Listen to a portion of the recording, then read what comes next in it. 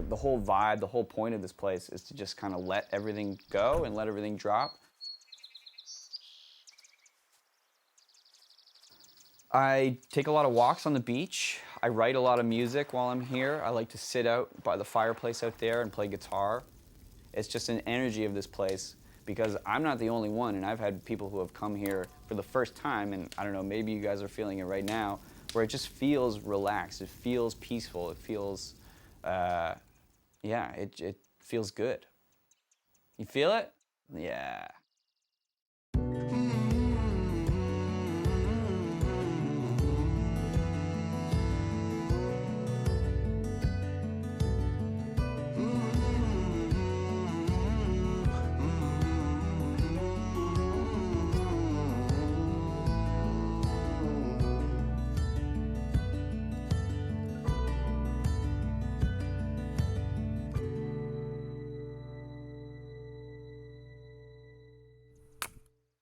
My dad's the kind of guy who just like, he has this way of just visualizing construction work that I wish I had.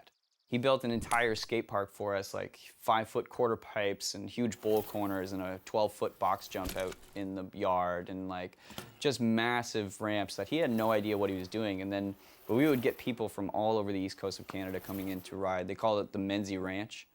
And so we would get bikers like Drew Bezanson, who went on to win like a couple X Games and stuff, and all these riders from all over the East Coast, because there's nowhere to really ride when winter hits. And he also built, he built a pool for us, he built a wrestling ring, and I really am grateful to them for that childhood, and just experimenting with whatever and experiencing so much different things, and not being afraid to like quit things if I didn't want to do them anymore and try something else. In the same way that we were trying skateboarding and hockey and all these other different things, we were also trying music. And so my family bought us drum sets, instruments, like anything we wanted to try, basically. This is my kitty. That's your kitty. Meow. I remember going to parent-teacher interviews, and he was in grade 7 or 8. You're out?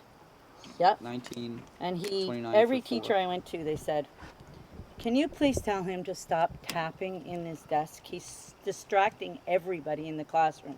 So I came home and I said, Dill, you're doing great, but your teachers want you to stop tapping so much in the classroom.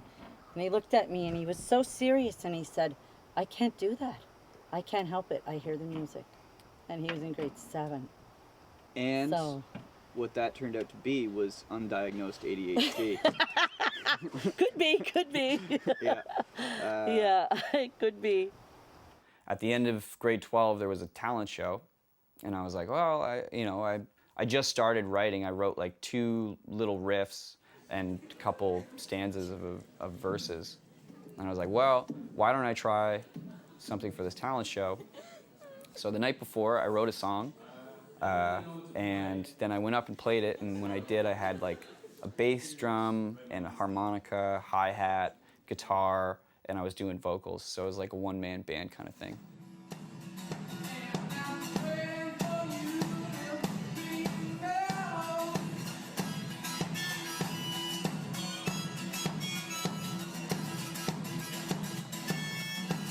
Like everybody went crazy, and I was like, oh my God, this guy can really sing. Where did he get that voice? And that's what the music teacher said. Where did Dylan get this voice? Like, and why have we not heard it before now? From playing trumpet.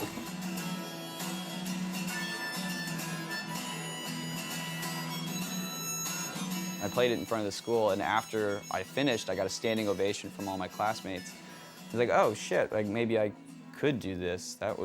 This is really fun and addictive, this feeling of having everybody just like on their feet for your music. That's pretty cool. And so I thought, I'm gonna do this.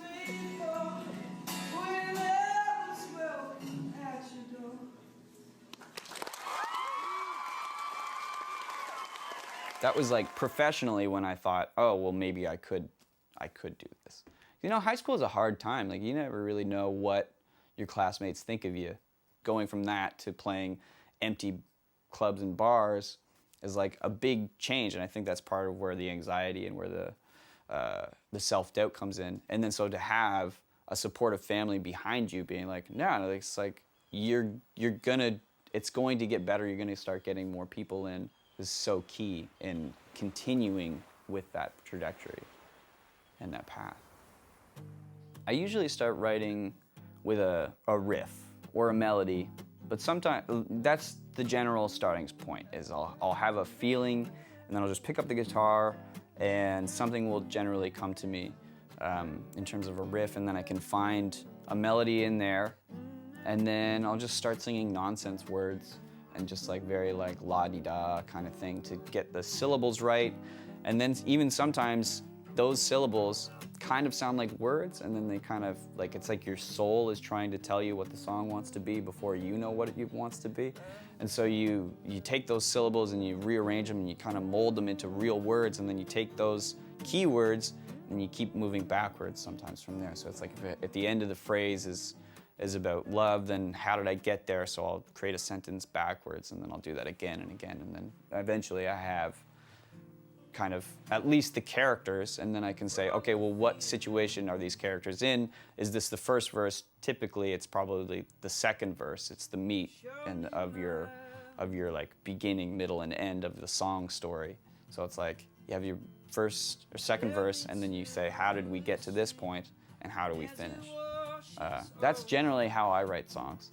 But this one, Lost in Dreams, was more of the process of I had that chorus. I had the message that I wanted to send to my parents about being so supportive and thanking them for showing me on a path that I love and a lifestyle that I've chosen.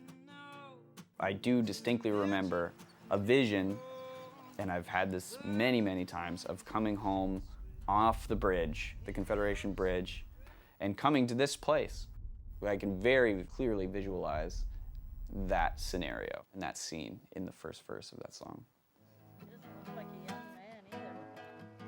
He's driving away from you. Yeah, but Yeah, but it's not what you made yourself. You're just buying what... The relationship has I've grown with them, and now we're just friends, I think. I don't know, you have to ask my dad about that, but I think we're friends. I make him laugh. And that's kind of I don't know, as a kid, you just want to make your dad laugh, don't you? That's my end goal when I was a kid, was like, I just want to say something that will make my dad chuckle. Always looking for the laugh.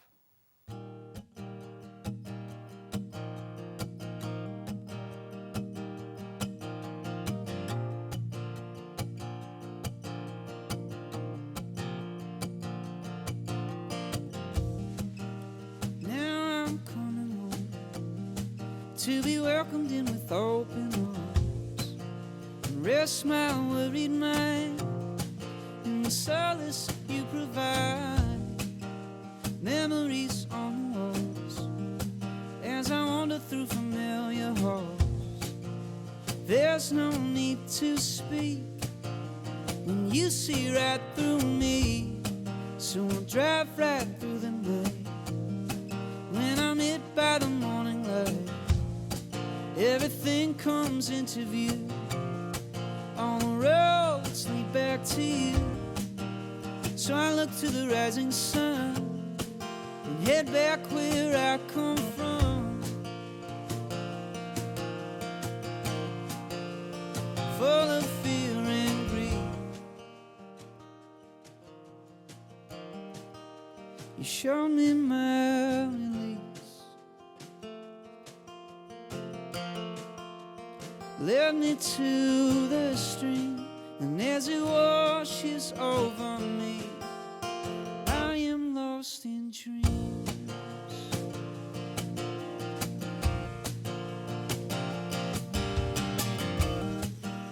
Drowning in the disbelief of anything that can't be seen.